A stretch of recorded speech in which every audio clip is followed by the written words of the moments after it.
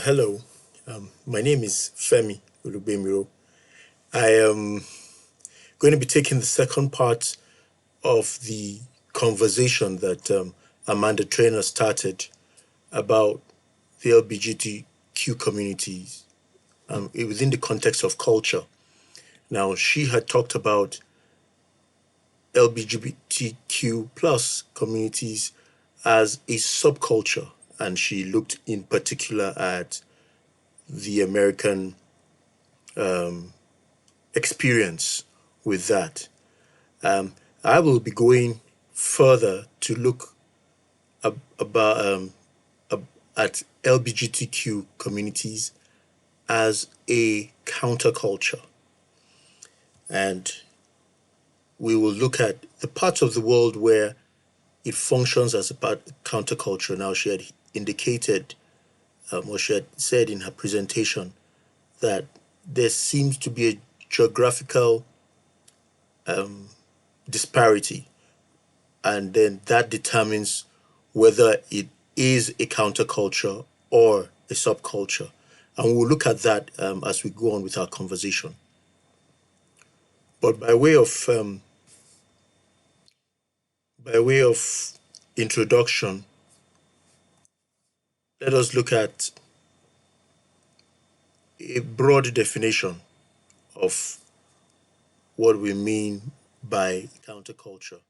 So we say that a counterculture refers to a culture which runs in opposition to the dominant culture. In other words, there is resistance by the dominant culture of this other culture. Um, Oftentimes, it outrightly rejects the values and accepts the norms of the dominant culture. And that is generally a description, and we see a history of that with the rise of the hippie movement, anti Vietnam demonstrations of the 60s. And that was essentially a countercultural, that was a formal introduction that American culture had to counterculture. And slowly, even the LGBTQ culture started its journey in America as a counterculture, but today we see it as a subculture.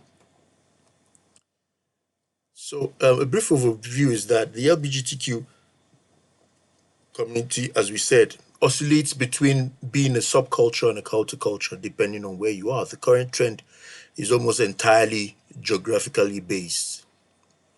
The LGBTQ plus area appears to trend as a counterculture in Africa, Asia, and Middle Eastern countries. And we'll look at some of the expressions of this counterculture and the reaction to the dominant culture to this, so to say, novel idea of LGBTQ plus. So the perception about the LGBTQ community in most of sub-Saharan Africa is influenced essentially by cultural and religious considerations. Now, of course, in many African countries, the expressions of any form of LGBTQ is often suppressed. Okay, so we see two things happening. The political class are not keen on promoting this as a culture that should be embraced, and that is because the people themselves do not accept it, or like I noted, is they find it either sacrilegious or culturally offensive. And so because of that, you find there's this difference in reaction between it and what you have in the Western cultures, particularly across Europe and America. So let's look at the various aspects that Amanda looked at, and we'll just create a mirror image of it as it regards to counterculture. Now, with marriage, in many African, Asian, and Middle Eastern cultures, marriage is defined by deeply held religious beliefs of marriage based on a binary interpretation of sex and gender. So essentially, it is regarded that it's considered that marriage is between a man and a woman, or a male and a female, or at least as people, individuals who identify as such. And of course, sexuality is also defined in binary terms. So these predominantly patriarchal cultural systems, okay, also bring a sharp conflict for the LGBTQ values about marriage, because then the question of same-sex marriage is not acceptable in such cultures. And you will find that across Africa, there has been a violent pushback against the whole idea of same-sex marriage, if you like. Like, okay, so a bit of statistics here. The African Union and the United Nations recognize 54 countries in Africa. Now, out of those 54 countries, 34 of those countries have an outright ban on same-sex marriage. All right. Surprisingly, South Africa was the first country to enact a law or to recognize same-sex marriage. A case went to the Supreme Court, and it required the interpretation of the Constitution, and the Supreme Court decided in favor of the couple that wanted to get married, and so essentially became law, or became legalized, at least in South Africa. Cape Verde also has a similar experience. Now, in 18 countries, out of the 18 countries that make up the Middle East, eastern region of the world, 6 of those countries have a death penalty for same-sex marriage. But curiously, in some of these other countries that don't have a death penalty, they have a ban against same-sex marriage, but accept aspects of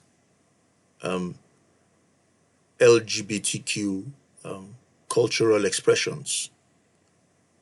Okay, so for example, lesbianism is permitted, not necessarily that it is not frowned upon, but is permitted. However, gay men are frowned upon and can go to jail if caught in sexual acts. So you see a very interesting interplay of the culture here.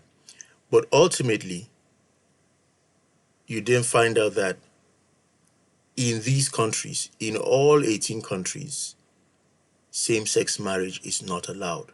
Some do not go as far as a jail term. There may be fines for it, but some go so far as to even declare a death penalty for such actions. Right. Now, flowing from that, of course, there's a question of social acceptance.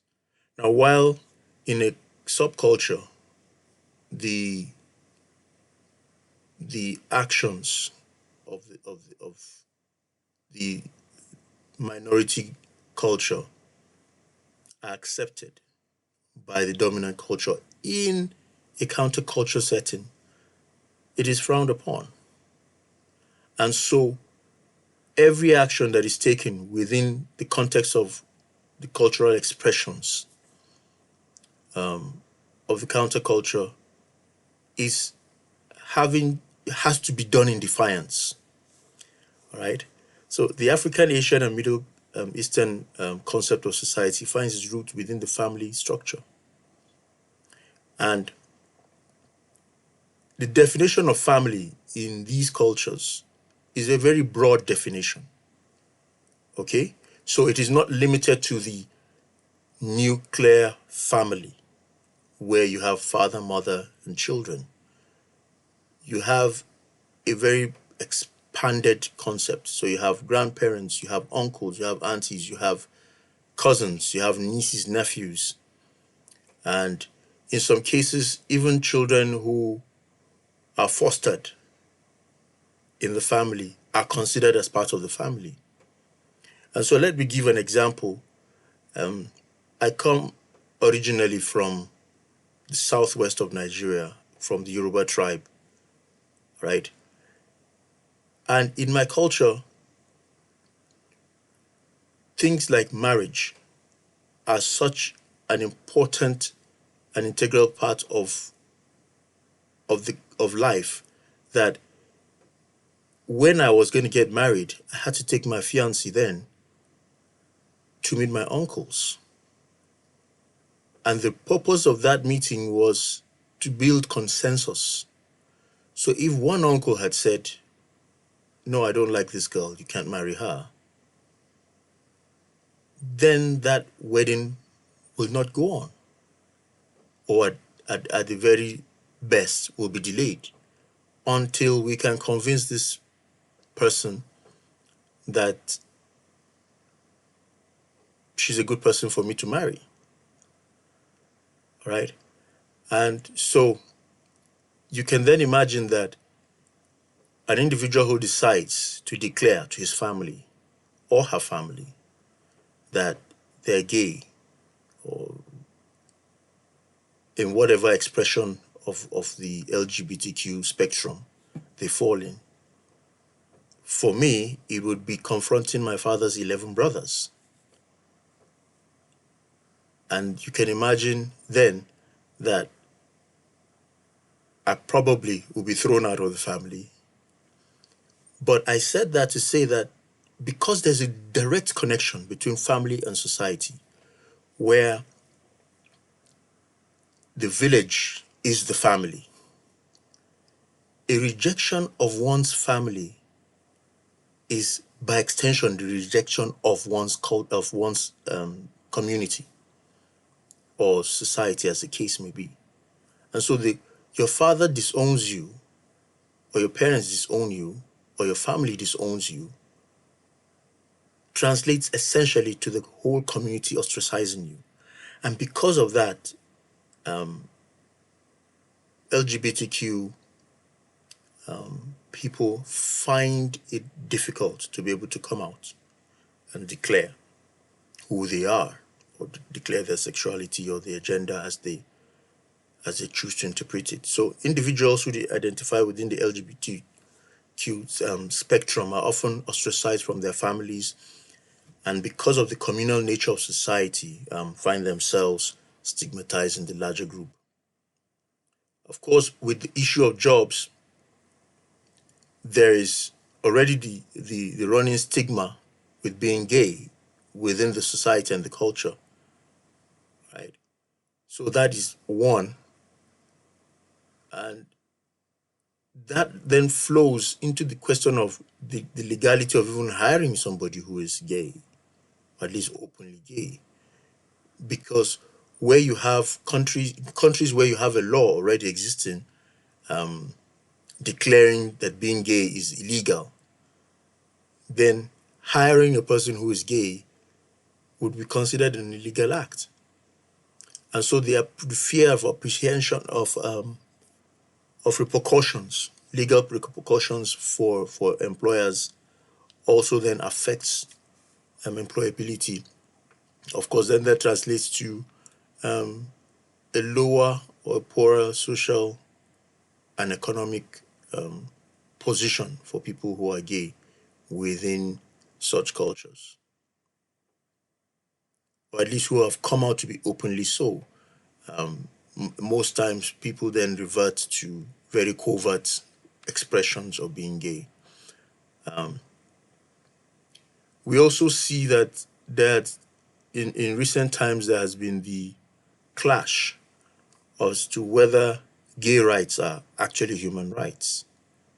Now, Western cultures have agreed by consensus that gay rights are protected under fundamental human rights. And you see the pushback against that from African, Asian, and Middle Eastern countries, where even at the United Nations Human Rights Commission, the voting patterns showed the deep divide on the position of whether or not gay rights were human rights. So Western countries voted to include gay rights as part of the fundamental human rights, whereas countries such as Nigeria voted to say no, they don't agree with this position. Curiously, countries like China elected not to vote or abstain from voting. But by means of digression, the implication of what China did was that it provided a booster to such countries who had said they don't want to recognize gay rights as human rights, because the fallout of voting against the this position was that Western countries threatened sanctions, particularly economic sanctions against some countries, to which China was an immediate response, to say, well, don't worry, we'll give you whatever money you need. Anyway, coming back to this issue, so some African countries have passed popular laws banning same-sex marriage, with the exception of South Africa. There's been a pushback by Western countries to declare LGBTQ a human right, like I said earlier on. So that is the position of the law in many countries. They still do not recognize gay rights as fundamental human rights. Of course, on the question of political acceptance, it flows really from the discussion so far that the political class, which is an extension or an integral part of every society, are reluctant in many countries to accept the LGBTQ community. And because of that, they've either ignored calls for gay rights or outrightly banned and and created discriminatory laws against LGBTQ members of their society. So politicians and leaders of countries which have passed anti-gay laws have also, by implication, seen a rise in their popularity ratings, and we saw that when Nigeria passed its anti-gay, same-sex marriage law. We saw that happen. The popularity of the president at the time rose, his ratings. The ratings of the president of Uganda skyrocketed when he signed the bill outlawing same-sex marriage. So you see that there is that response even with the political class.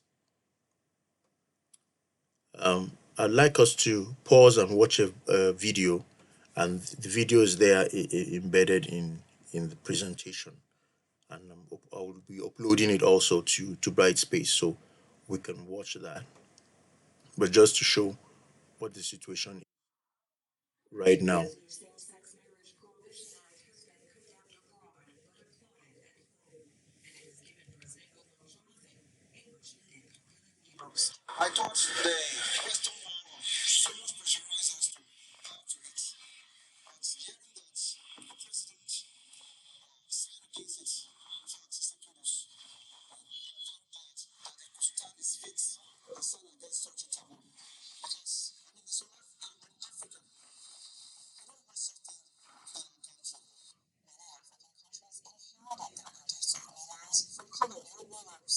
Some have since added stiffer penalties.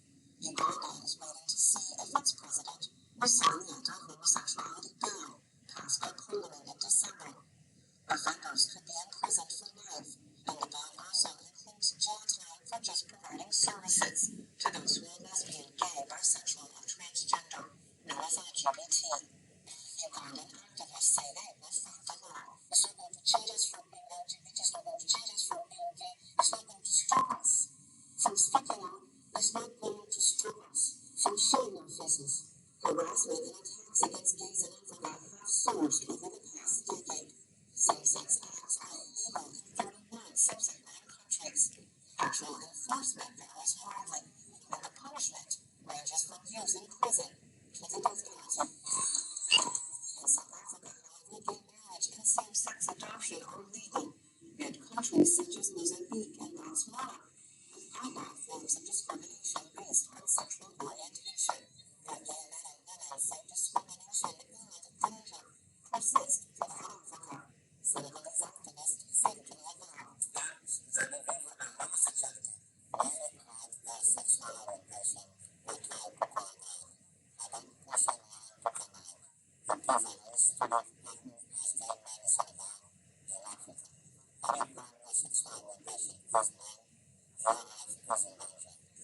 Defenders of anti-gay legislation in Africa say homosexuality is a threat to society, and legal laws right now upholding religious and cultural values. But areas say politics play a role as well, and the laws can reflect a scapegoating of the LGBT community. You look VOA News.com.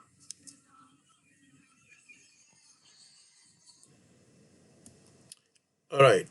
So, to my question is, how can Western cultures influence African, Asian, and Middle Eastern cultures to accept LGBTQ plus without imposing it on their culture? In other words, how do we convince others that gay rights are human rights, for example, and that this culture should be accepted, at least to become a subculture,